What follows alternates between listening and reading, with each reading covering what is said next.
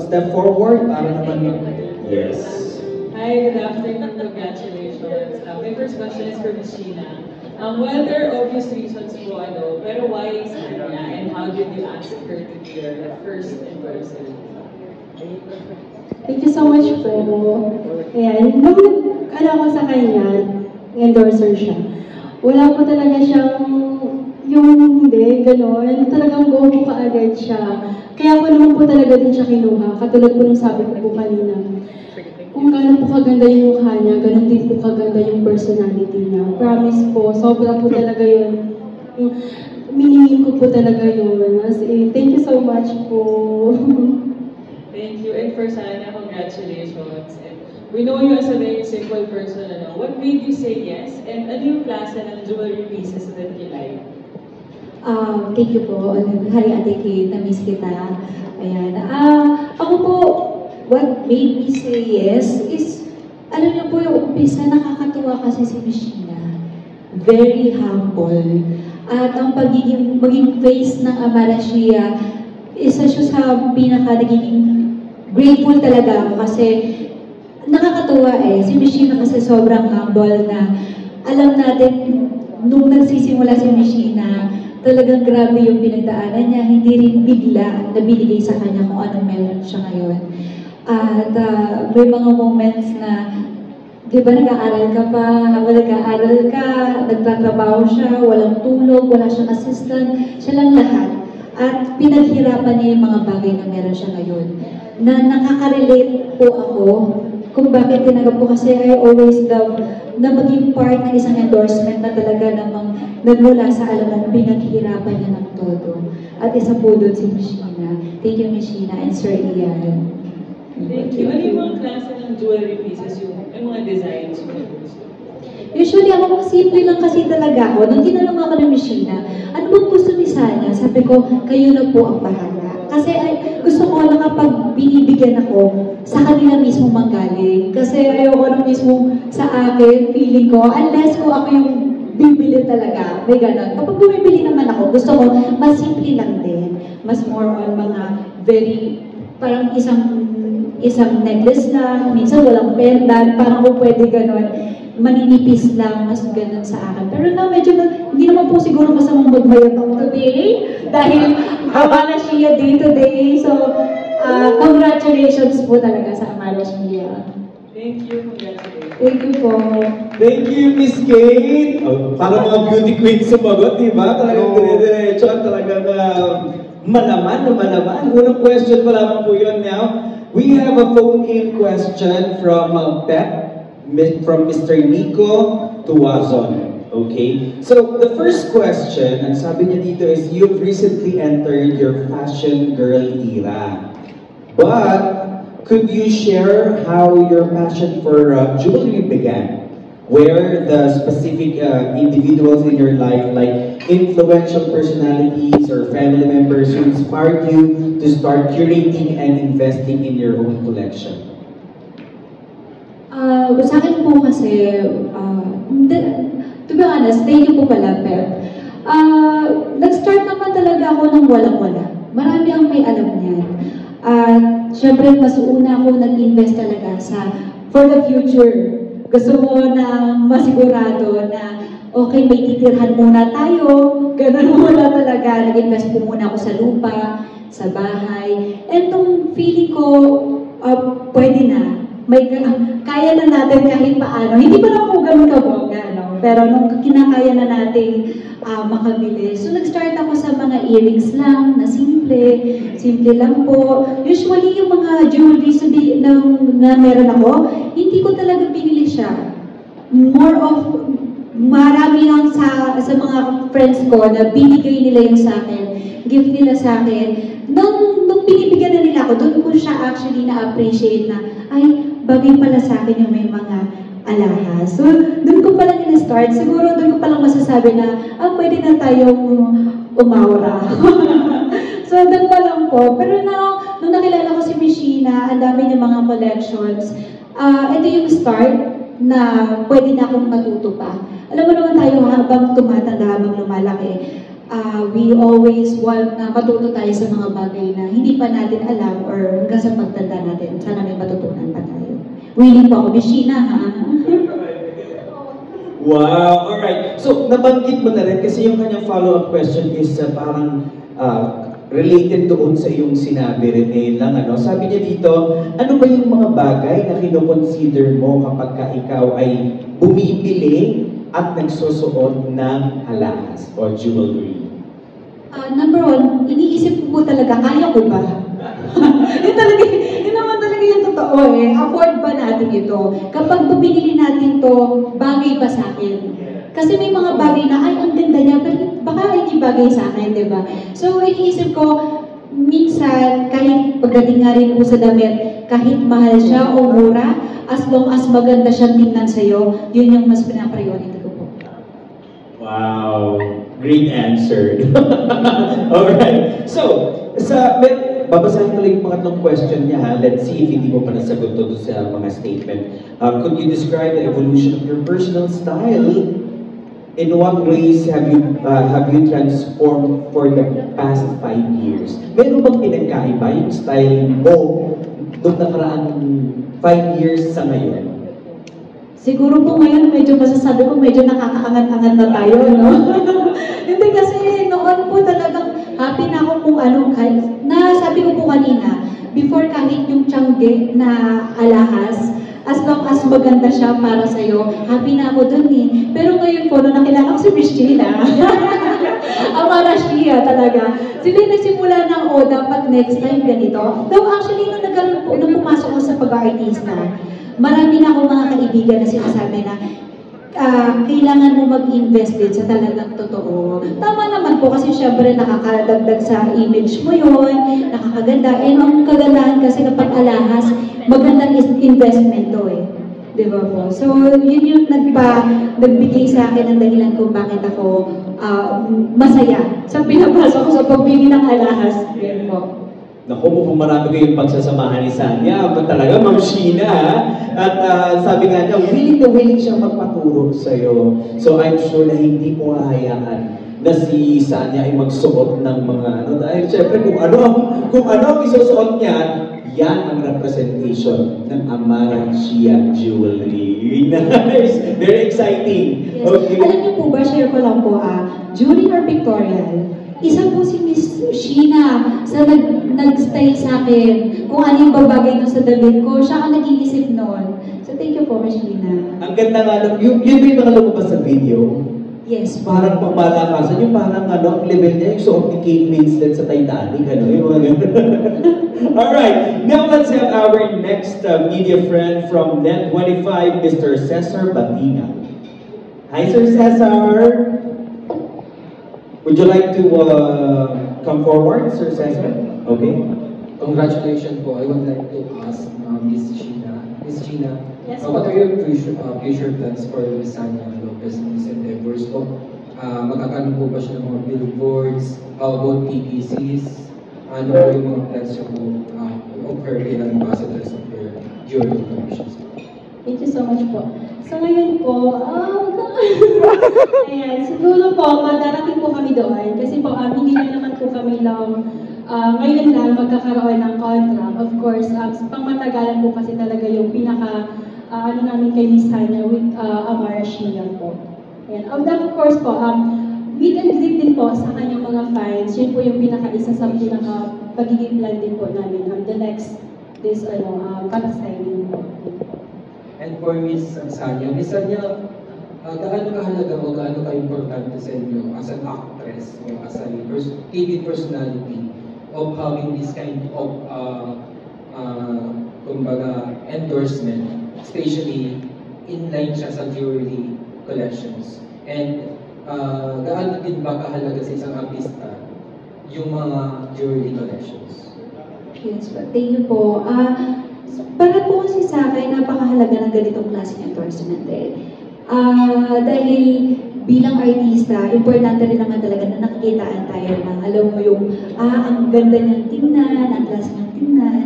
And I believe din po kasi that diamonds are women's best friend. Diba? So parang every time na nakikita ka niya, parang ang ganda-ganda mo. So yun ang may importante, na parang every time na nakikita tayo ng ibang tao, importante na ang gaan ng itsura natin, ang ganda-ganda ng itsura natin. And I hope na, sabi ko nga, huwag kayong matakot na bumili ng alahas.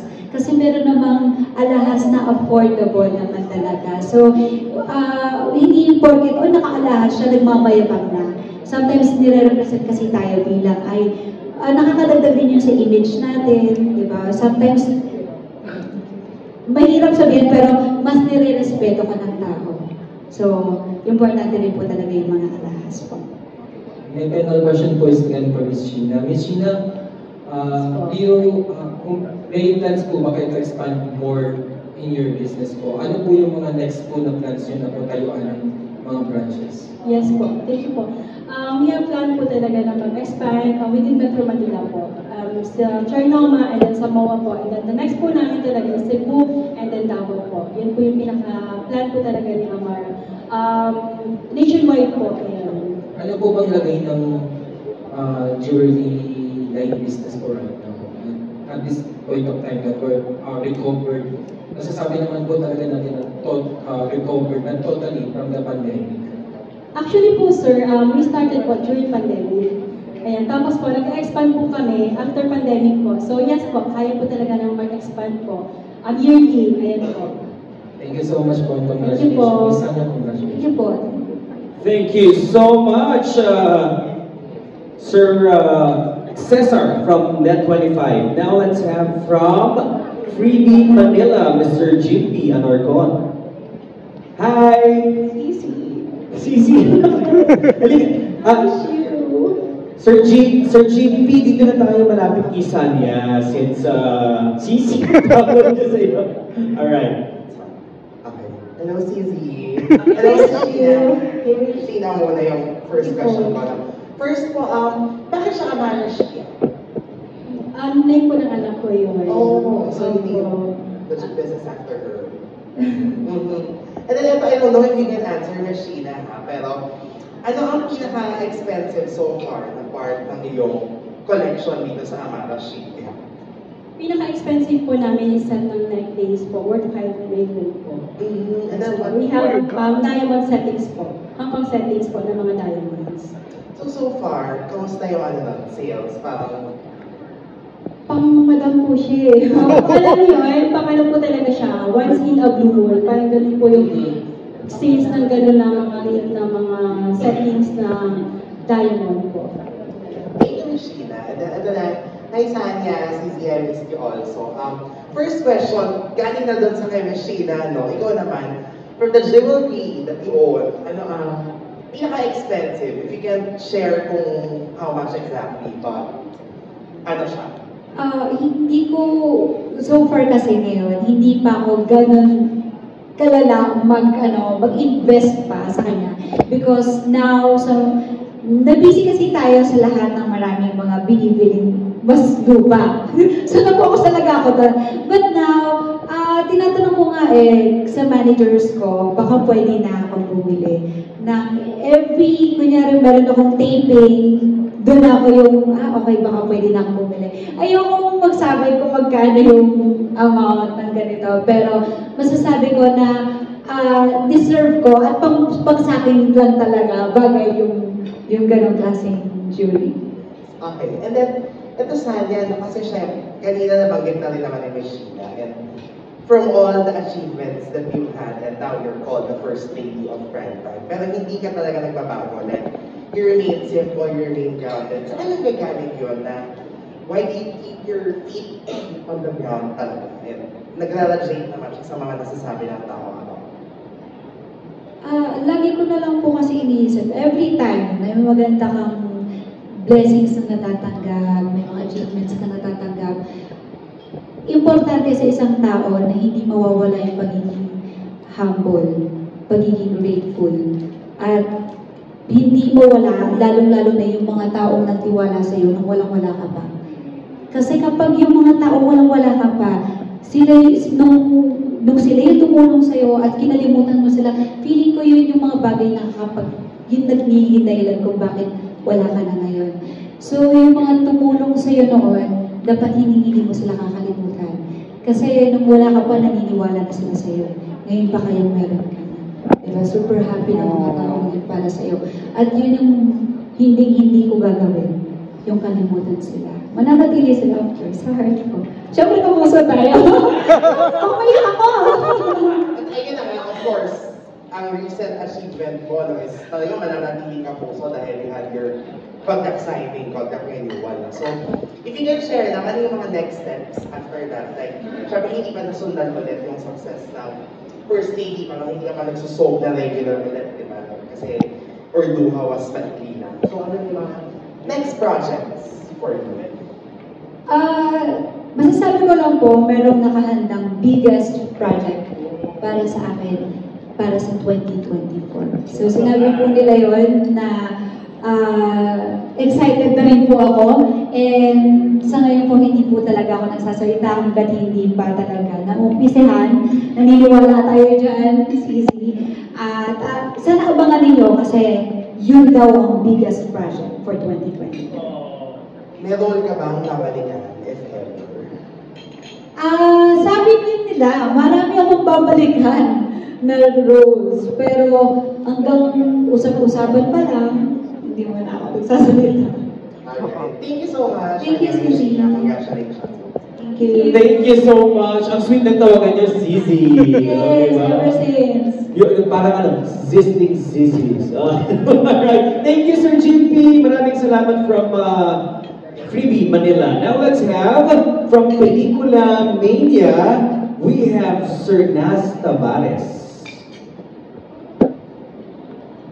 Hi, Sir Nas. Ang kaya finishing ako.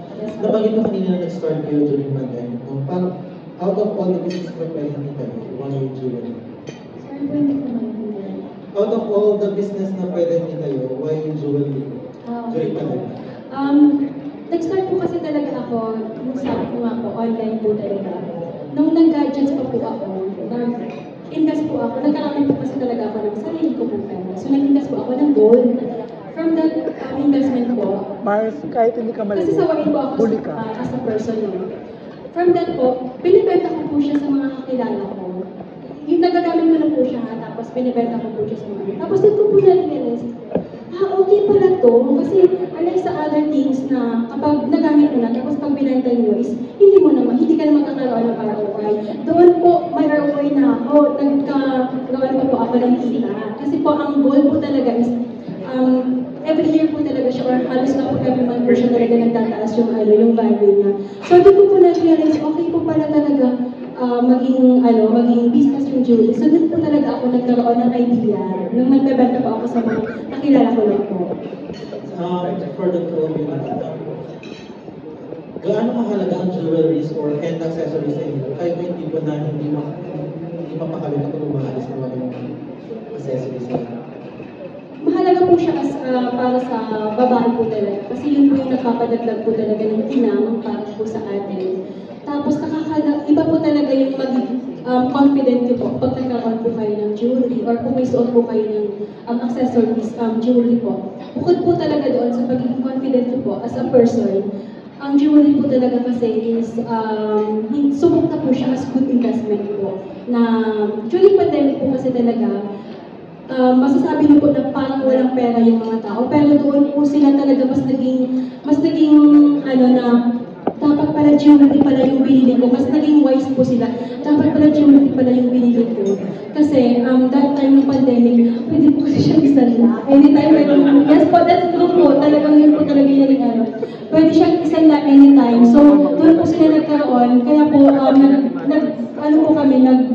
umano po talaga yung during pandemic. Kasi po, doon na-realize ng mga tao na sobrang good investment po ang jewelry, na hindi po talaga masasayang po siya in case po sa kanilang mga sarili. Lalo na po kapag kailangan po talaga nila.